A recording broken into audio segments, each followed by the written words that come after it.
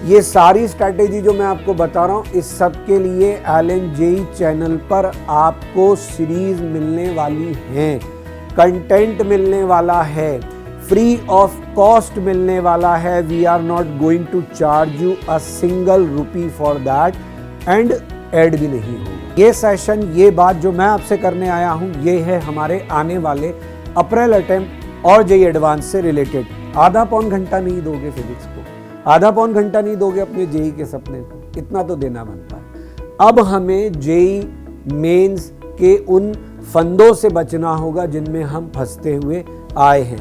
कौन कौन से ट्रैप हो सकते हैं? भाई 2 अटेम्प्ट क्यों दिए एनटीए ने? इसलिए दिए ना कि 1 अटेम्प्ट 2। अब समझ में आ गया ना कि क्या करना है, तो आगे देखते हैं ना यार। तो ये बात है जो मैं कह रहा हूं, ये उनके लिए कह रहा हूं जो कहीं ना कहीं जनवरी अटेम्प्ट में घायल हुए हैं, जिनको हर्ट हुआ है, ये उनके लिए है स्पेशली।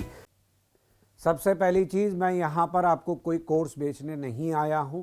ये सेशन, ये बात जो मैं आपसे करने आया हूं, ये है हमारे आने वाले अप्रैल अटेम्प्ट और जेई एडवांस से रिलेटेड। तो हमारी अगले 2 महीने क्या स्ट्रेटेजी होनी चाहिए, हमारा मेन फोकस किन चीज़ों पर होना चाहिए, और हम बोर्ड के साथ साथ कैसे तैयारी कर सकते हैं। और अगर हम बोर्ड नहीं दे रहे हैं, इट मीन्स कि हम जो है ड्रॉप लेकर पढ़ रहे हैं, तो हमारी स्ट्रेटेजी क्या होनी चाहिए। ये सारी बात आज के सेशन में हम डिस्कस करने वाले हैं। तो सबसे पहले मैं बात करूंगा उन स्टूडेंट्स की जो बोर्ड की तैयारी भी कर रहे हैं, जिनको अभी वो भी एग्जाम फेस करना है। तो सबसे पहले इस डिस्कशन में मैं बोर्ड के स्टूडेंट्स जो कि जेई भी देने वाले हैं उनकी बात करने वाला हूं, और हम प्लान डिस्कस करेंगे कि हमारा 1 फेब से लेके 30 मार्च तक, 31 मार्च तक क्या प्लान होना चाहिए और हमारे लिए सबसे सही क्या रहेगा। तो सबसे पहले मैं ये कहता हूं कि आपका जो गोल है वो 1 फेब से 19 फेब, आपको मालूम है मैंने 19 फेब डेट क्यों चूज किया है। हमारा गोल होना चाहिए कि हमें बोर्ड रेडी फिजिक्स करना है। बोर्ड रेडी फिजिक्स से हमारा क्या मतलब है?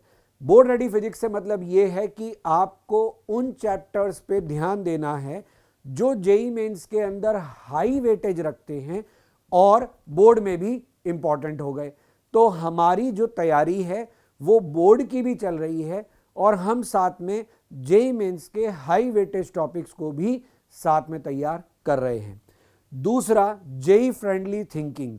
तो जब हमने हाई वेटेज वाले चैप्टर लिए तो डेफिनेटली हमारी थिंकिंग कैसी हो गई?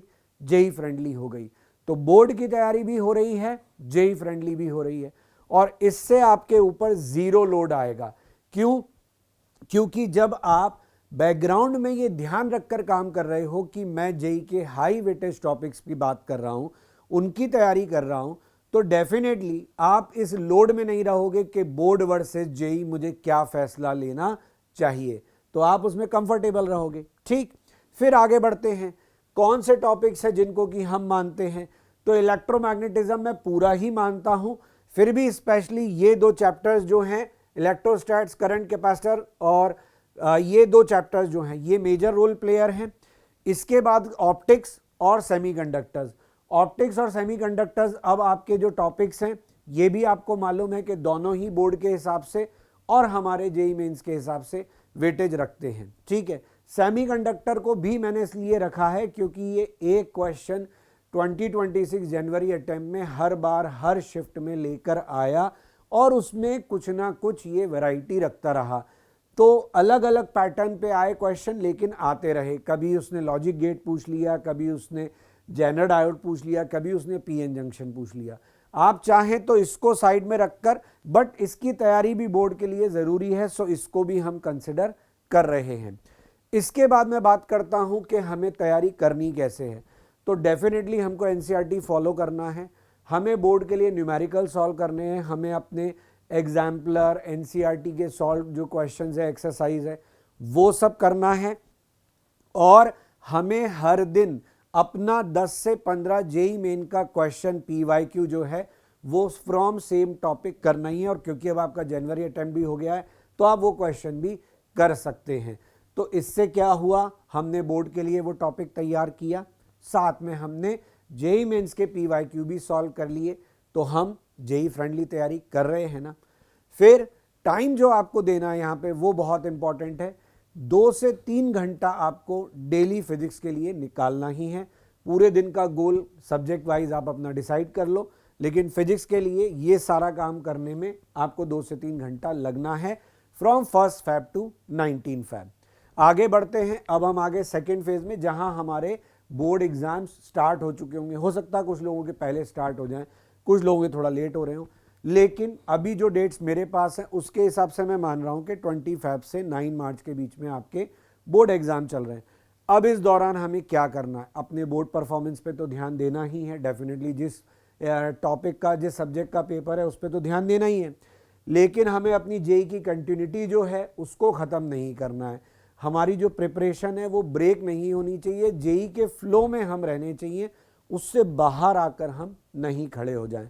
ये कैसे अकम्प्लिश होगा, तो जिन दिन आपका फिजिक्स का पेपर नहीं है, मतलब वो दिन जब आपके बोर्ड के नॉन फिजिक्स डेज हैं, मतलब फिजिक्स का पेपर नहीं है, उन दिनों या उन इवनिंग्स में आप क्या करेंगे। डेफिनेटली आज सुबह पेपर दे के आए, अब आप शाम को फ्री हैं, तो अब आप क्या करेंगे, तो आप करेंगे उसमें फॉर्मूला रिवाइज 15 से 20 मिनट। मैं आपको ये नहीं कह रहा हूं कि आप अब उस सब्जेक्ट का मत पढ़ना जिसका अगला एग्जाम आने वाला है, मैं आपको ये कह रहा हूं कि बस 15 से 20 मिनट फॉर्मूला रिवाइज कर लो यार। फॉर्मूला रिवाइज करने में तो कोई हार्म नहीं है, फिजिक्स की ही बात कर रहा हूं। और कम से कम 5 से 10 जेई मेंस जो हैं पीवाईक्यू इजी से देख के वो करते रहो, मोमेंटम बना रहेगा, आप फ्लो में रहोगे, फ्लो से बाहर नहीं आओगे। मैं आपसे बहुत बड़ा टाइम नहीं मांग रहा हूं, बहुत छोटा सा टाइम और बहुत छोटी सी रिक्वायरमेंट है मेरी, लेकिन वो रिक्वायरमेंट अगर आप फुलफिल करोगे तो डेफिनेटली आप जो है जेई से अलग नहीं होगे, उसके फ्लो में रहोगे। और हमें उन चैप्टर्स के लिए करना है जिनको हमने ऑलरेडी पढ़ लिया है, ठीक है ना, जिनको हमने अभी बात करी, जिनकी हमने डिस्कशन किया। जीरो से हीरो नहीं बनना है मेरे दोस्त, ये हमेशा कहता हूँ, ये ध्यान रखना कि अब आप सोचो कि एक बिल्कुल ना पढ़ा हुआ टॉपिक, एक ना पढ़ा हुआ सब चैप्टर हम उठा के शुरू हो जाएं, तो प्लीज़ वो मत करना। आगे बढ़ते हैं, इसके लिए आपका दिन का कितना समय मैं मांग रहा हूँ, 30 से 45 मिनट। ये सब करने में 30 to 45 मिनट, आधा पौन घंटा यार, आधा पौन घंटा नहीं दोगे फिजिक्स को, आधा पौन घंटा नहीं दोगे अपने जेई के सपने को, इतना तो देना बनता है। फिर आगे बात करते हैं, जैसे ही आपका जो बोर्ड का टाइम है वो ओवर हो जाएगा, यानी कि हम बात कर रहे हैं टेक्निकली 10 मार्च से 31 मार्च। अब इस बीच में हमें क्या करना है, तो बोर्ड हमारा हो गया लेट्स से, तो अब हम जेई मेन के लिए रेडीनेस दिखाएंगे। अब हमको अपनी तैयारी को एक्सेलरेट करने की ज़रूरत होगी, स्पीड और एक्यूरेसी पे हमें काम करना होगा। स्पीड और एक्यूरेसी, स्पीड और कॉन्फिडेंस, ये आप मेरे इस डिस्कशन में कई बार चीज़ें देखेंगे और मैं हमेशा इस बात को प्रोफेस करता हूँ, हर बार बताता हूँ, और इसके रिगार्डिंग में एक नेगेटिव मार्किंग अवॉइड करने वाला शॉर्ट भी बना चुका हूँ। आप चाहें तो उसको डिस्क्रिप्शन के लिंक में जाके देख सकते हैं, उसमें भी मैंने आपको ये गाइड किया है कि ये स्पीड और एक्यूरेसी आप कैसे बनाते हैं। फेज़ वाइज वहाँ पे काम होता है, वो फेज़ वाइज मैंने एक्सप्लेन किया हुआ है, तो आप उसको देख सकते हैं। तो हमारा ये जो अब प्रायोरिटी रहेगी वो हमारी ये रहेगी, और हमें ट्रैप हैंडलिंग करना होगा। ट्रैप हैंडलिंग से मतलब क्या है, अब हमें जेई मेंस के उन फंदों से बचना होगा जिनमें हम फंसते हुए आए हैं। कौन कौन से ट्रैप हो सकते हैं, ट्रैप हो सकते हैं जैसे sign convention, sign convention is a trap. अगर आप ज्योमेट्रिकल ऑप्टिक्स की बात कर रहे हैं तो UVF के साइन गड़बड़ कर देते हैं। KVL की बात करते हैं करंट इलेक्ट्रिसिटी में, तो plus minus, voltage drop, voltage gain गड़बड़ कर देते हैं। मीटर सेंटीमीटर की यूनिट गड़बड़ कर देते हैं। तो ये सारे ट्रैप होते हैं, इन सारे ट्रैप के अंदर हम फंसते हैं, तो हमें इन ट्रैप से अपने आप को बचाना सीखना है इस फेज में। तो हम क्या करेंगे, अब हम कम से कम दिन में 60 मिनट्स फिजिक्स के सेक्शनल यानी कि यूनिट वाइज टेस्ट देंगे, ठीक है। उसके बाद हम PYQs करेंगे। अब तो 26 का भी जनवरी हो चुका है, तो आप उसके भी PYQs दे सकते हो, और ये PYQ हम सॉल्व करेंगे एग्जाम मोड में, ठीक है। एग्जाम मोड आप समझते हैं ना कि बीच में कोई डिस्टर्बेंस नहीं, ये फ़ोन आ गया, वो मैसेज आ गया, इंस्टा चेक कर लूँ, रील स्क्रॉल कर लूँ, ये सब बीच में नहीं हो रहा होगा। Phase wise attempt strategy practice हमको करनी है। Phase wise attempt strategy practice क्या है? ये फिर वही बात है कि नेगेटिव अवॉइड करने वाले वीडियो में बता चुका हूं। 3 फेज होते हैं। हमें क्वेश्चन वो पहले चूज करना जिसका कि हमें शॉर्ट आइडिया है, फिर वो क्वेश्चन हमें देखना जिनका हमें लगता है मॉडरेट थिंकिंग है और हम अटेम्प्ट कर सकते हैं। फिर आता है हमारा टाइम कि हम दिन का कितना घंटा इसके अंदर इन्वेस्ट करेंगे। तो डेफिनेटली अब आपके बोर्ड्स ओवर हो चुके हैं, तो 4 to 5 आवर्स जो है डेली फिजिक्स का प्रैक्टिस आप करेंगे। अब आगे बात करते हैं उन लोगों की जो कि 12th नहीं दे रहे हैं, 12th पास हैं, जिनको कि हम रिपीटर्स या ड्रॉपर्स या लीडर कुछ भी कह रहे हैं। तो उन लोगों के लिए क्या रहेगा प्लान, कैसे उनको तैयारी करनी है, कैसे अपने इन 2 मंथ्स को यूटिलाइज करना है। तो उनकी स्ट्रैटेजी डिफरेंट है डेफिनेटली बोर्ड वालों से। क्यों डिफरेंट है? क्योंकि अब उनका गोल क्या होना चाहिए। अच्छा, यहां पे मैं फिर से एक बात कह दूं कि मैंने शुरू में भी कहा और मैं फिर बोल रहा हूं, कोई कोर्स बेचने नहीं आए हैं। ये सारी स्ट्रैटेजी जो मैं आपको बता रहा हूं, इस सब के लिए एलन जेई चैनल पर आपको सीरीज मिलने वाली हैं, कंटेंट मिलने वाला है, फ्री ऑफ कॉस्ट मिलने वाला है। We are not going to charge you a single rupee for that, and ad भी नहीं होगा, एड्स भी नहीं होंगे। तो इतना आपके लिए एलन जेई करने वाला है। जो स्ट्रैटेजी मैं यहां डिस्कस कर रहा हूं, जो बातें मैं आपसे कर रहा हूं, तो अब हमारा गोल क्या है? वीक कंसेप्ट्स को हमें एलिमिनेट करना है, क्योंकि जनवरी अटेम्प्ट में ये तो हमको मालूम पड़ गया कि हमारी वीकनेस क्या है। बिल्ड करनी है हमको जेई मेन की एक्यूरेसी, रिड्यूस करनी है हमको सिली मिस्टेक्स। तो हमें जेई मेन की एक्यूरेसी भी बिल्ड करनी है, सिली मिस्टेक्स भी हमको रिड्यूस करने हैं। ये सारा काम हमको करना है इस ड्यूरेशन में, जिसको कि मैं, वैसे तो आपका बोर्ड से कोई लेना देना नहीं है, बट स्टिल मैंने उसी टाइम फ्रेम को कंसिडर करते हुए ही आपको स्ट्रैटेजी दी है कि लेट्स से हम भी उसी तरीके से फेज वाइज चल रहे हैं, तो हम भी अपने लिए जो काम है, बड़ा काम है, उसको छोटे टुकड़ों में बांट लेते हैं। तो हमारा ये रहेगा वीक कंसेप्ट एलिमिनेट करना। तो वीक क्या है वो आपको पता है। जेई मेन की एक्यूरेसी, अब ये कैसे होगा? तो सबसे पहले हम काम करेंगे हाई आरओआई चैप्टर्स पे, high ROI high weightage chapters पे, जिन पर काम करने से हम 70 to 75% अपना जेई मेंस का स्कोर सेफ कर लेंगे, सिक्योर कर लेंगे।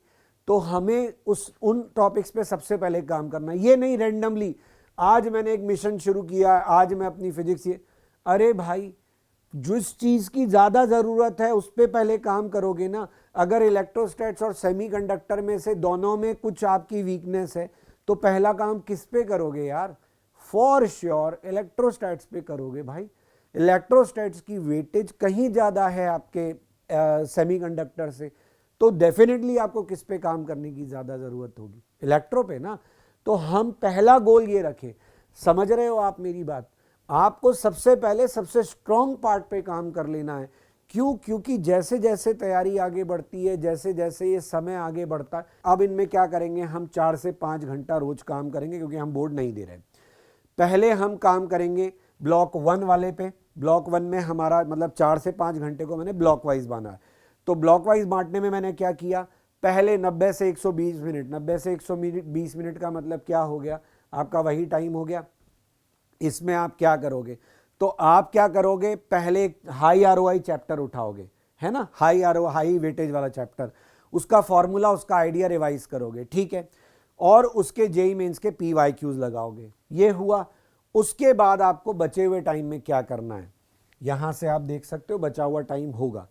तो इस पूरे पैकेज में से इतना टाइम लगाया हमने ये सब करने में, और जो टाइम बचा उसमें हम क्या करेंगे, ये सब करने के बाद हम थोड़ा सा कॉन्फिडेंट फील करेंगे।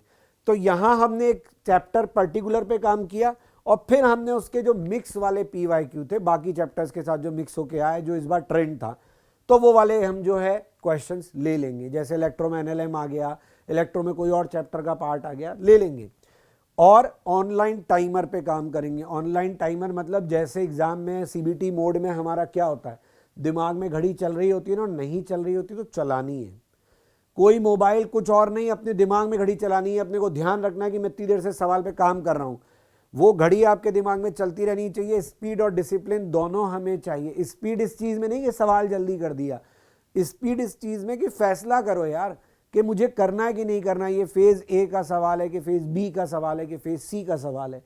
डिसिप्लिन रखो कि क्वेश्चन में एंगेज नहीं होना है कि चले गए तो रुक गए, अटक गए, वहीं भिड़े हुए, अब तो मैं इसको करके ही जाऊंगा, मेरे तो प्रतिष्ठा का प्रश्न आ चुका है, ईगो आ चुका है मेरा, तो अब मैं इसको गिव अप नहीं कर सकता, लोग क्या कहेंगे। समझे मेरी बात। आगे ब्लॉक 3 आ गया हमारा। इसमें हमें क्या करना है, इसमें हमें अपना एरर एनालिसिस करना है। एरर एनालिसिस मतलब हमने जो किया उसमें गलती क्या रही हमारी, वो बहुत जरूरी है हमारे लिए जानना। ये सबसे इंपॉर्टेंट स्टेप मुझे लगता है बाकी दो के साथ साथ, इसके बिना सब कुछ अधूरा है। आपने सब काम किया, आपने बढ़िया क्वेश्चन प्रैक्टिस करी, बढ़िया फॉर्मूला रिवाइज किया, लेकिन अपनी एरर पे काम नहीं किया, तो वंस अगेन आप अपने आप को इस चीज के लिए खुला छोड़ रहे हो कि अगली बार क्वेश्चन फिर आपके ऊपर हमला करे और फिर वो आपको घायल करे, फिर आपको वो नुकसान करके जाए, हर्ट करके जाए। 3 चीजें आपको यहाँ पे करनी है जब आप एरर एनालिसिस करोगे।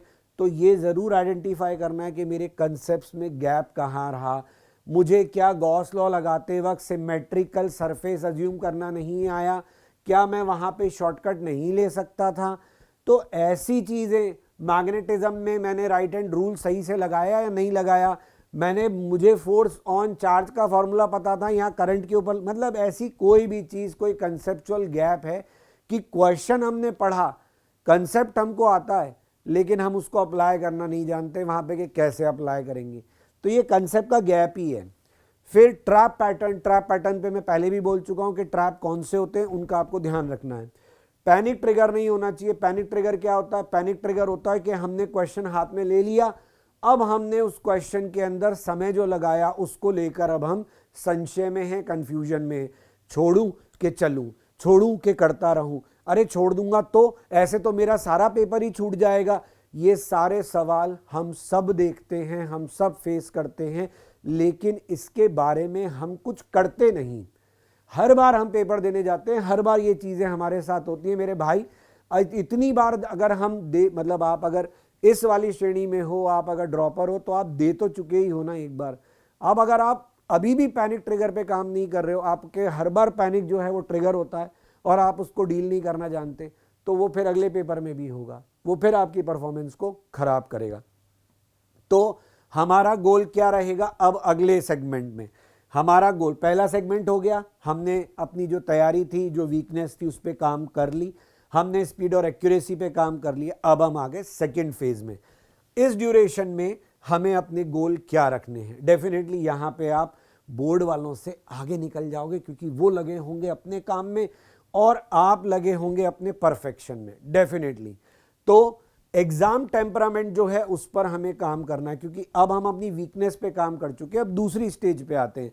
एग्जाम टेम्परामेंट है, एग्जाम को लेकर हमारी जो हमारे हाथ पांव फूलते हैं, एग्जाम में जो हम रॉन्ग डिसीजन मेकिंग करते हैं, उन सब पे काम करना है। हमें अटेम्प्ट स्ट्रैटेजी, जो हमने अभी तक अटेम्प्ट, जो पैनिक ट्रिगर है हमारा, स्पीड एक्यूरेसी है, वो सारी स्ट्रैटेजी हम बना चुके हैं। अब उस पर परफेक्शन लाने का काम आ गया है, टाइम आ गया है, और पैनिक को कंट्रोल करना सीखना। लेकिन ये होगा कैसे? ये होगा ऐसे कि हम यूनिट वाइज 1 घंटा टेस्ट देंगे, हम 1 घंटा उसका एनालिसिस करेंगे। 1 घंटा सर एनालिसिस होता है, तो हमें उसको लेकर आना है। फिर 90 मिनट्स हम वीक टॉपिक रिपेयर करने में लगाएंगे, क्योंकि हमने पहले फेज में जिनको हाई आरओआई मान के काम किया था उनकी तैयारी हम कर चुके। लेकिन जब हम यूनिट वाइज टेस्ट दे रहे हैं तो डेफिनेटली हमारे सामने ऐसे टॉपिक निकल के आएंगे जो अभी भी वीक होंगे, चाहे वो हाई आरओआई के नहीं है, लेकिन हाई वेटेज के नहीं है, लेकिन इंपॉर्टेंट तो हैं, क्योंकि हमें तो पूरे सिलेबस के हिसाब से तैयार होके जाना है। और फिर हम 30 मिनट्स अपना फॉर्मूला ट्रैप रिव्यू करेंगे। मुझे कहाँ फंसाया सवाल ने, मुझसे कैसे गलती कराई सवाल ने, मैंने ये क्यों समझ लिया जबकि कहा ये गया था, ये सारी बातों पे काम करना होगा। फिर आता है हमारा आखिरी फेज 10 मार्च टू 31 मार्च, जो कि हमारा गोल है और अल्टीमेट गोल है, क्योंकि इसके बाद आपके पास पीछे मुड़ने का समय नहीं होगा दोस्त। पीक जेई मेन परफॉर्मेंस है अपनी, मतलब इस वक्त हमको जो करना है वो दी बेस्ट होगा हमारा, और स्मूथ हमको ट्रांजिशन भी कर लेना एडवांस की तरफ। क्यों? क्योंकि इधर मेंस खत्म होगा और उधर नॉक शुरू हो जाएगा एडवांस के लिए, तो हमें उधर की तरफ भी जाना है। तो ट्रांजिशन कैसे होगा? ट्रांजिशन का समय यही है, क्योंकि अब आप तैयार हो गए हो एडवांस के लिए। अभी तक आप भ्रम में थे कि आप तैयार हो, लेकिन अभी तो आप मेंस के ही लिए तैयार नहीं थे, तो एडवांस के लिए ट्रांजिशन कहाँ से करोगे? तो अब आपको क्या करना है, अब आप फुल मेन, मैं अब सब्जेक्ट टॉपिक वाइज पे नहीं हूँ, अब मैं कह रहा हूँ फुल फिजिक्स के मॉक लो। 2 से 3, और मॉक से डरना नहीं है भाई। तो 2 से 3 हमको पर वीक फुल मॉक्स देने हैं। फाइनल एरर एलिमिनेशन मतलब हमने अब तक जो देखा कि हम गलतियां करते हैं, अब वो गलतियां दोहरानी नहीं हैं। एक नेगेटिव रोक लिया मतलब 5 नंबर वैसे ही बढ़ गए मेरे भाई। तो एक नेगेटिव रोकना एरर एलिमिनेशन के अंदर आता है। स्पीड और कॉन्फिडेंस ये मैं बता चुका हूं कि स्पीड इस बात की कि क्वेश्चन मुझे सेलेक्ट करना आता हो, कॉन्फिडेंस इस बात का कि मुझे पता हो कि इसके अंदर मुझे क्या अप्लाई करना है। तो पहले मैं सही क्वेश्चन चूज करूंगा, उसके बाद कॉन्फिडेंस के साथ आगे बढ़ूंगा, क्योंकि अब मेरे कंसेप्ट्स पे मैं काम कर चुका, मैं अपनी वीकनेस पे काम कर चुका, अपनी एक्यूरेसी पे काम कर चुका, अपने पैनिक ट्रिगर पे काम कर चुका हूं। तो यहां से अब आप ट्रांजिशन के लिए तैयार हो, आप स्मूथली जेईई एडवांस के लिए स्टार्ट कर सकते हो। स्टार्टिंग स्लो ही रखनी है, बहुत पैनिक नहीं होना है। वंस अगेन फिर से हमें ये नहीं कि अब मेरे सामने जेईई मेंस पहले लेकिन मैं उधर देख रहा हूं, नहीं नहीं, आपको करना ये है। डेफिनेटली यहां पे जो बहुत होशियार बच्चे हैं जिनका जेईई अटेम्प्ट बहुत अच्छा गया और उनका प्राइमरी गोल ही एडवांस्ड है एंड उनको मालूम है कि there is no issue with JEE attempt April वाला, तो ये बात है जो मैं कह रहा हूं ये उनके लिए कह रहा हूं जो कहीं ना कहीं जनवरी अटेम्प्ट में घायल हुए हैं, जिनको हर्ट हुआ है, ये उनके लिए है स्पेशली। तो हम उनकी बात कर रहे हैं कि वो कैसे अपने अंदर सुधार लाएं। हमें ट्रांजिशन के लिए 1.5 घंटा 1 घंटा जेईई एडवांस के लिए जाना है। कैसे? लाइट क्वेश्चन लेंगे पर मल्टीपल कंसेप्ट थिंकिंग हमको करनी होगी। बहुत हैवी क्वेश्चन नहीं लेने, रीजनिंग बेस्ड लेने हैं, मल्टी कंसेप्ट लेने, क्योंकि एडवांस और मेंस के अंदर यही सबसे बड़ा डिफरेंस होता है। और हैवी प्रॉब्लम, एकदम ऐसी प्रॉब्लम जिसमें आपको घंटों सोचना है, तिकड़ में लगानी है, उस सब से बचेंगे। लेकिन इस बात की प्रैक्टिस शुरू कर देंगे कि multi concept reasoning based thinking कैसे डेवलप होती है। तो ये हमारा रहेगा स्ट्रैटेजी, जिसको कि हम यूज करेंगे, फॉलो करेंगे, और उसको सपोर्ट करने के लिए एलन जेईई टीम आपके लिए आगे बहुत अच्छे अच्छे सीरीज, बहुत अच्छे अच्छे प्रोग्राम्स ला रही है। सो बने रहिएगा हमारे साथ। Till then guys, bye bye.